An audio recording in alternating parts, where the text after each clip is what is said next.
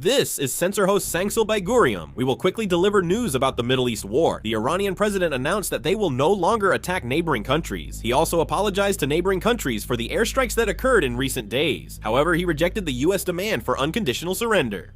However, even after these statements, Iran attacked Bahrain, Qatar, and the UAE. This is Tehran. There was a large-scale airstrike in Tehran. Buildings are continuing to collapse. This is Isfahan, Iran. There were airstrikes on US and Israeli forces. This is Bandar Abbas, Iran. An Iranian naval base is burning again. This is Kish Island, Iran. The US and Israel have launched focused attacks, reportedly destroying at least 6,668 civilian facilities.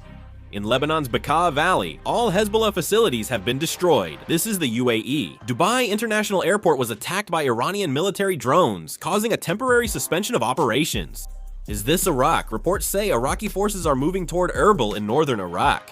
A Financial Times report says ships near the Strait of Hormuz stress they are working to avoid Iranian attacks. The Iranian Revolutionary Guard tried to attack an oil tanker passing through the strait. Iran has stated that anyone filming the attack locations will be considered an Israeli spy.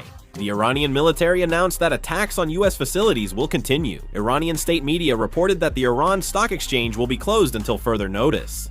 As Israel and the United States continue airstrikes across Iran, the internet monitoring group NetBlocks reported that Iranians have been unable to access the internet for the past 168 hours or more than 7 days. Kuwait has contacted the Saudi defense minister to discuss defense and military cooperation. In a New York Times interview, Houthi rebels warned the war will soon spread to other countries and threatened that their fingers are on the trigger, stating the United States will lose the most. If there's more news, I'll make and upload another video. Thanks for watching.